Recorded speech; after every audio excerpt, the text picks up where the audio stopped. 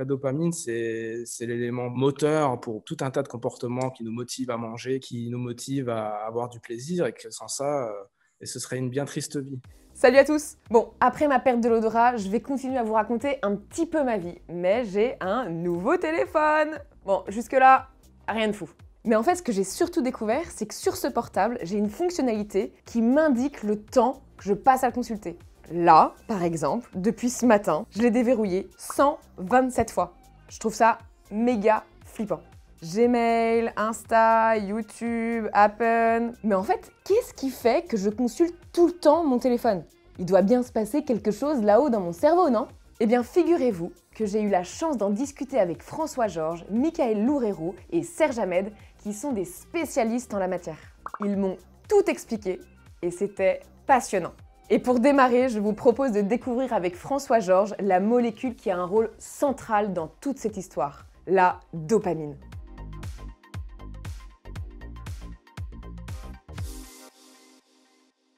C'est une molécule qui se libère au moment des choses qui sont inattendues, surprenantes.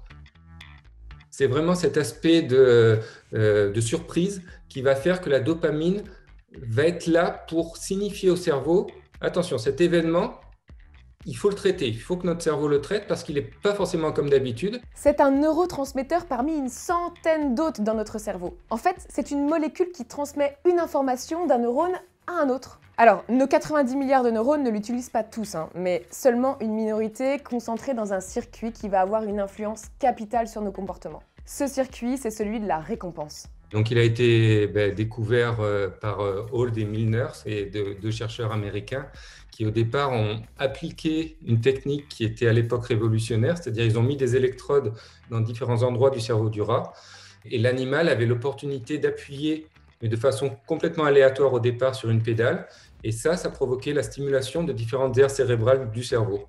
Et c'est sur la base des conclusions et des observations qu'ils ont fait, c'est-à-dire que l'animal s'est mis à appuyer de façon compulsive pour répéter la stimulation de certaines aires du cerveau, alors que d'autres aires du cerveau soit n'avaient pas d'intérêt pour l'animal, c'est-à-dire qu'il appuyait une fois puis il réessayait pas parce que ça ne provoquait rien du tout, soit provoquait carrément des aversions où il allait complètement arrêter de se stimuler cette partie du cerveau.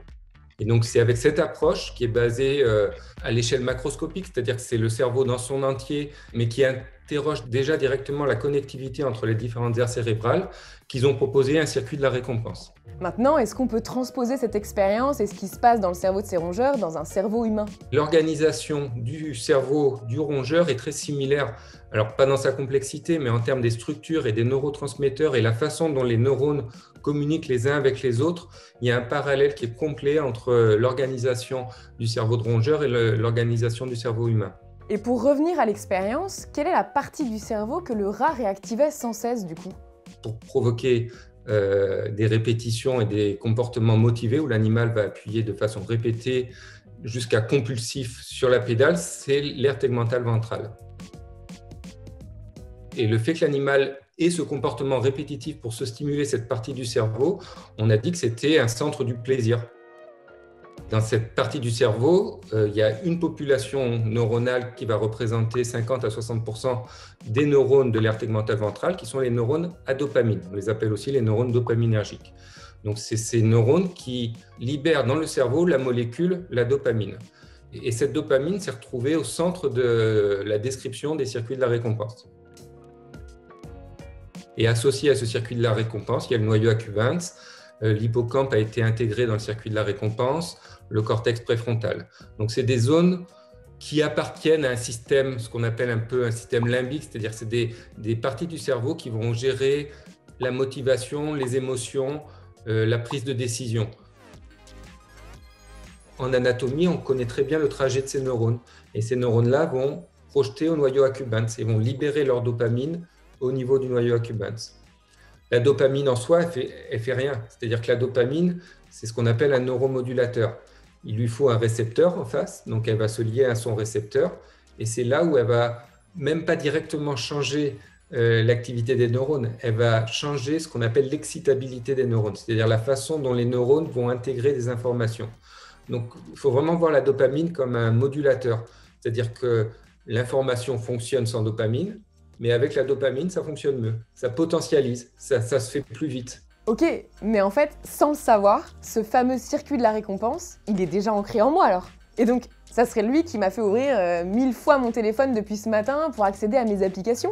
Les réseaux sociaux ont cette nouveauté et ce rafraîchissement en permanence qui fait qu'ils sont le cocktail idéal pour activer le système dopaminergique.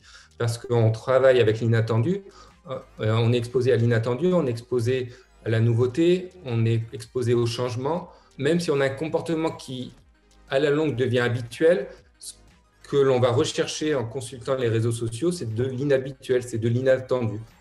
Et voilà, c'est comme ça que les réseaux sociaux sont rentrés dans mes habitudes. Sympa l'ambiance, hein. Mais du coup, comment est-ce que je me suis fait hacker le cerveau sans même m'en rendre compte? Le principe général de la boucle des habitudes, c'est que tu as un indice et une récompense. Et pour aller de l'indice à la récompense, entre ces deux-là, tu as une routine comportementale. Donc si on remplace ça, ton indice à toi, ça va être je prends mon téléphone. Ta routine, c'est je poste la photo. Et ta récompense, c'est les commentaires et les likes de tes amis. Quand tu fais ça pour la première fois, tu vois tes likes, tes cellules dopaminergiques s'activent très fortement au moment de la récompense et libèrent de la dopamine dans ton striatum. Au fur et à mesure que tu vas répéter cette même séquence d'actions, eh bien en fait, la réponse dopaminergique va se déplacer et va apparaître au moment même de l'indice, quand tu vas prendre ton téléphone. Et au moment où tu vas enclencher la routine, et bien à ce moment-là même, tes cellules dopaminergiques vont déjà commencer à s'activer. Et ça arrive après un certain nombre de répétitions. Il y a un autre phénomène qui se passe, c'est que si tu fais la même routine, donc à partir du même indice, tu prends ton téléphone, tu postes tes photos, mais tu n'as aucun like, aucun commentaire dans la journée, et bien là, tes cellules dopaminergiques vont diminuer d'activité. Et c'est là que tu ne vas pas être contente. Et c'est là que tu vas avoir une envie de recommencer. Il y a quelque chose qui va se passer. On appelle ça chez nous en science une erreur de prédiction. Une erreur de prédiction de la récompense. Et ces cellules dopaminergiques, elles codent pour ça. Leur activité est corrélée à ça. Pas simplement à l'obtention de la récompense, pas simplement tout ce qui va prédire dans ta routine à l'obtention de ta récompense, mais aussi, si tu as prédit quelque chose, et mince, ça n'arrive pas, bam, il y a une chute de l'activité des neurones dopaminergiques. Et ça pourrait être le substrat neurobiologique du craving, donc l'envie irrépressible de continuer quelque chose ou d'une insatisfaction. Donc c'est pour ça que je vais aller checker 1000 fois mon tel pour voir si j'ai gagné des likes sur mes photos. Et c'est pas prêt de s'arrêter, figurez-vous, car j'ai même appris que ce comportement laissait une trace dans mon cerveau. La trace mésique, c'est ce que laisse une information de façon biochimique, physique dans le cerveau. On peut appeler ça consolidation, on peut appeler ça de différentes façons. Et c'est lié à la plasticité synaptique dans le sens où l'efficacité de la communication entre les neurones est renforcée, évolue. Elle change, elle n'est plus la même. Donc les deux sont liés. Mais concrètement, comment ça se passe? Ce qu'on peut imaginer, c'est que tu as une partie du cerveau où tu as tout ce qui encode ton environnement et les informations qui ont lieu au moment où tu as ta récompense. En même temps, tu en as une autre, comme les neurones dopaminergiques, qui codent pour la science et le fait que ce soit plaisant. Cette partie du cerveau qui code pour tout ce qui t'entoure et cette partie dopaminergique qui code pour la science et le fait que ce soit plaisant, au moment de la récompense, tout s'active en même temps et la convergence et l'intégration de ces messages a lieu dans le noyau accumbens. Le noyau accumbens, lui, va servir à intégrer ces informations simultanées, en garder une trace, de sorte à pouvoir la réutiliser ultérieurement. Ok, donc, si je résume, plus je vais checker mon téléphone et que ça va me procurer du plaisir, et plus mon cerveau va enregistrer cette action comme étant un truc cool, et donc forcément que je vais vouloir recommencer par la suite. C'est le bad total en fait. Mais à un moment donné, tout ça, ça va s'essouffler. Je vais forcément être blasé de mes likes, blasé des réseaux sociaux. Mais ne vous inquiétez pas, mon portable n'a pas dit son dernier mot, Jean-Pierre. Donc qui va prendre le relais? Je sais pas, moi, vous êtes sur votre smartphone, et puis je présente par exemple un stimulus inattendu, c'est pas vous qui l'avez contrôlé, une image, un spot publicitaire, boum, ça déclenche l'activation du circuit dopaminergique qui vous donne envie de vous réengager dans ce comportement d'usage de l'application ou de la consommation d'une substance, etc. Ok, donc il va me falloir un peu de nouveauté, mais est-ce qu'il n'y aurait pas un autre truc qui entrerait en jeu? En fait, la dopamine, ce qui va la faire libérer, c'est l'aspect de l'instant. C'est-à-dire qu'il faut qu'il y ait une corrélation parfaite entre la stimulation et le plaisir ressenti.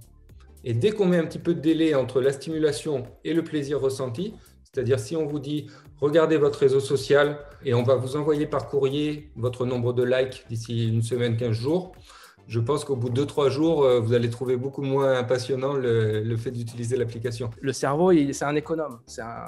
Il veut utiliser le moins d'énergie possible et pour le maximum d'effets. Donc, il va chercher à prendre la routine qui l'amène le plus rapidement à l'effet désiré. Non mais, on n'avait pas pourtant dit que la dopamine était une molécule qui nous motivait à avoir du plaisir. C'est vrai quoi? À quoi elle sert d'autre à part me rendre dépendante de mon tel? Si tu es dans ton environnement perceptif, il y a quelque chose de saillant qui se passe. Ta dopamine va augmenter et elle va faciliter l'enregistrement de ces nouvelles informations pour les utiliser et pour mieux t'adapter à ton environnement.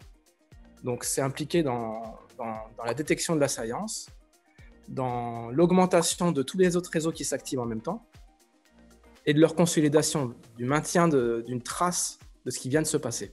Et sans ça, tu as quand même beaucoup plus de mal à t'adapter à ton environnement, surtout un environnement qui change constamment. C'est ce qui a fait que les espèces évoluent, c'est la recherche de nouveautés qui fait que les espèces sont curieuses et vont pouvoir s'adapter le mieux possible à leur environnement, à leur contexte, en explorant. Et cette exploration va être la source de bonnes nouvelles, de bonnes découvertes et de mauvaises découvertes qu'il va falloir retenir pour les éviter à tout prix. Et donc, la dopamine, c'est son boulot. C'est vraiment son boulot d'activer et de faire part à notre cerveau. Oui, ça, c'est une expérience bonne, il faut que je m'en rappelle. Celle-ci, elle est mauvaise, il faut que je m'en rappelle aussi. La dopamine facilite les circuits de mémorisation et d'apprentissage pour que les informations deviennent pertinentes et qu'on puisse en rappeler pendant longtemps. Tu pratiques du sport, tu pratiques quelque chose qui t'a fait plaisir. Tu as plutôt intérêt à le recommencer, c'est bon pour toi. Et donc, ça te motive à progresser, ça te motive à apprendre les choses qui sont bonnes pour toi. Ça te motive aussi à apprendre les événements que tu dois éviter. Et donc, dans un fonctionnement sain, la dopamine est utile. On en a besoin, il ne faut surtout pas l'enlever. On serait bien embêté. Ok, bon bah, c'est là qu'on voit que ça sert quand même de parler à des experts. Hein. Je ne sais pas vous, mais moi, la dopamine, j'aurais eu tendance à la blacklister direct. Mais en fait, son rôle à la base est vital. Et ça, c'est vraiment à retenir. Pour être totalement transparente avec vous, je savais dès le départ que j'allais échanger avec des intervenants passionnants et que ça allait être très dur de devoir sélectionner les infos. Et bien au final, ça a été encore plus compliqué que prévu. C'est pour ça que je vous prépare une seconde notif sur la dopamine. Mais là, on va aller un peu plus vers le côté obscur de la force. On va parler addiction. Chez cet individu, effectivement, la capacité du smartphone à activer les neurones dopaminergiques peut effectivement le conduire à s'enfermer dans un usage excessif qui se fait au détriment de tout le reste. Là, on commence à parler d'addiction. J'espère que cette notif vous a plu. Un grand merci à François Georges, Michael Loureiro et Serge Ahmed de m'avoir éclairé sur ce sujet passionnant. N'hésitez pas à me dire en commentaire combien de fois vous aussi vous avez déverrouillé votre téléphone aujourd'hui. Ça m'évitera de me sentir un peu moins seule. Et surtout, n'oubliez pas de liker cette notif et de la partager. Vous imaginez bien que je vais aller vérifier vos likes. Allez, je vous laisse. 53 notifs? Non mais attendez, sérieux quoi?